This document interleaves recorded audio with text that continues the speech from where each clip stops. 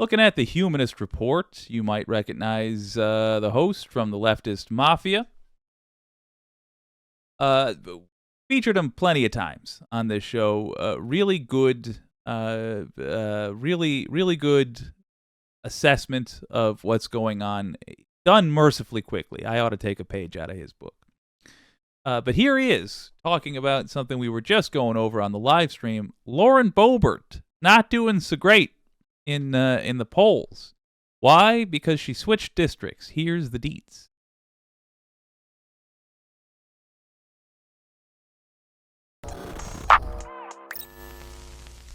Well, it seems like Lauren Boebert may have actually screwed herself by switching districts. So she currently represents Colorado's 3rd congressional district, which is more of a swing district, and she only won it by 546 votes in 2022.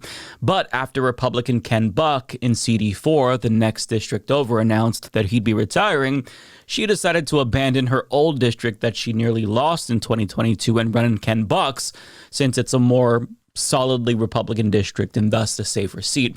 The problem is that she now has to compete in a GOP primary, and the earliest gauge that we have of that race indicates that Republicans in the new district she's trying to run in aren't actually a very big fan of her.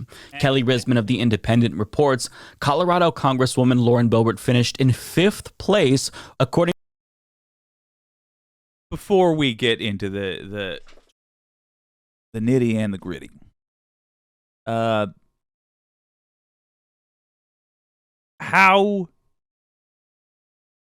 illustrative is it of the Republican mentality that she switches districts so easily? Admittedly, I haven't played that game. I haven't been a politician, yada yada. But the point is, her decisions were made, obviously, based on what will keep her in power, not what do the people she serves require. Just something to bring up to your within conversations with Republicans. This is the character people you tend to vote for. To a straw poll, a devastating showing after the Republicans switched to run in a new district. Last week, Ms. Boebert competed against 8 other Republicans in a congressional primary debate in Fort Lupton, Colorado, in which she garnered just 10% of the straw poll vote, landing in 5th place, according to Colorado Politics. Ms. Boebert earned 12 out of the 117 votes cast in the straw poll, the outlet reported. Damn. Brutal. Now, there's a couple of caveats, okay? You know, I'm not sure if that is a real background behind him. It appears to be. But it does occur to me I could do all that same stuff digitally. I would miss my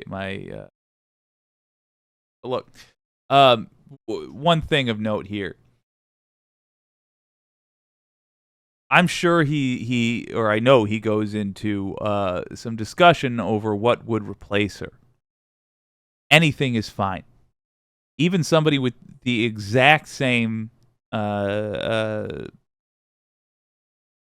policy desires as goals, let's say, as Lauren Boebert, you literally cannot do worse than her. Start.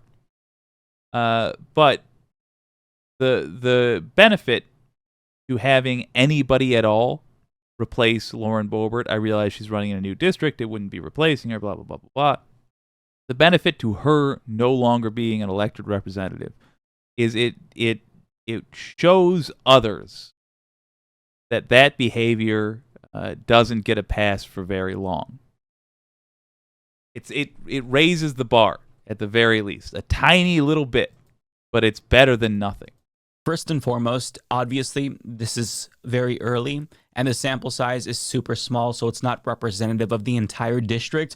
But having said that, though, this is still disastrous because we're talking about an incumbent Republican with national name recognition who was aligned with Donald Trump, the cult leader of the Republican Party. So yeah, and it tells you that the name recognition, he's saying this. Let me just really clarify. It tells you that the name recognition doesn't mean much. They know of her, but the things they know of her are not things that make more than 12% of that group want to vote for her. Good. Shouldn't have even been close. It should have been a blowout. But GOP voters in this district, they're like, we have Lauren Boebert and a bunch of other people. We're going to opt for the no-name Republicans over her. That is so wild to me. And to make matters worse, all of the local headlines in Colorado are talking about her 5th place finish because this really isn't something that a lot of people expected. For example, here's one headline from Colorado Politics. Quote, Lauren Boebert finishes in the middle of the pack in straw poll at inaugural GOP primary debate. And they go on to explain who's ahead of her. Quote, out of 117 votes cast, Logan County Commissioner Jerry Sonnenberg, a former longtime state lawmaker, led the straw poll with 22 votes, followed by former House Minority Leader Mike Lynch of Wellington, who received 20 votes, Douglas County filmmaker Deborah Flora at 18 votes, and House Minority Whip Richard Holtorf of Akron with 17 votes. Boebert got 12 votes, narrowly edging out former congressional nominee Peter Hughes' 11 votes with 3 more candidates. So I find this incredibly hilarious, obviously, because rather than going with MAGA superstar Lauren Boebert, Republicans at this debate chose to go with some obscure-ass county commissioner. That has gotta hurt if you're Lauren Boebert. Wait a minute. An obscure-ass what?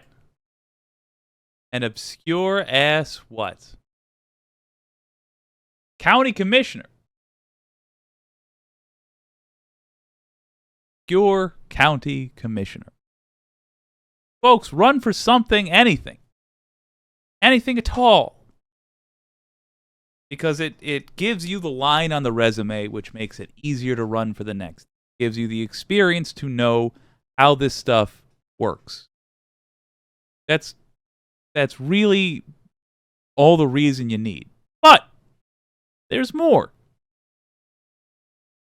When you do local politics, almost certainly will not make the headlines in the shows you're watching now. But it will have way more effect on your life and the lives of people around you than any of those headlines will. Just how this stuff works. It's less thrilling, but revel in that. Especially if you're new to the scene. Revel in it. You are given an opportunity to run this and to do so in a semi-anonymous way. That's great. Go for that. And it might give you the opportunity to unseat somebody like Lauren Boebert down the line. Also, not forget how irresponsible you can be and still be a representative. Lauren Boebert gave a hand-joe to a guy in a live theater. You know, she did exactly what Pee Wee Herman had his whole career ended for. She took out it in public. She missed a debt ceiling vote because she was late. She was caught on camera sprinting, trying to get there in time. She was just late. She was out having dinner. Wasn't that important to her. After she got caught doing that, but before that video got released, she put out a video saying she was protesting that vote. Then the video was released. That is the behavior of somebody who would be fired from the bowling alley where her first husband got arrested for exposing his to an underage girl. That's a behavior of somebody who would lose their job at that bowling alley. And it is also the behavior, apparently, of a United States representative. If you think you can do at least that good, you can limit yourself to giving just one public hand job caught on camera. If you can limit yourself to only occasionally missing incredibly important votes because you were out to dinner. Tried to say the word dinner and messed that up somehow. You were out to dinner? Good. You're qualified. Don't let the fanciness of the position scare you off. I don't care if you're living in the back of your truck at the moment. You're qualified. We all are. You care enough to watch this show. You care enough to, in your free time, take an interest in politics. That's more than she did before she got into office. You have the ability, links in the description, run for something. Or support somebody who you believe in. But if you don't have either a plan to run for something right now, or someone who you're going to volunteer your time or donate a little bit of your money to, if you don't have them in mind right now, now's the time. And you start both of those things the same way. You go to you go to the link in the description, type in your address, find out what's around you.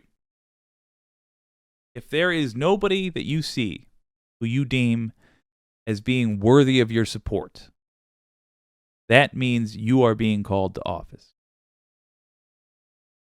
If you can think of nobody who is worthy of your support, that means you're being called to office. But get involved, because our lack of involvement has given us Lauren Boebert. Looks like she's going to be gone. One hopes. But there will always be the next one until progressives are in power.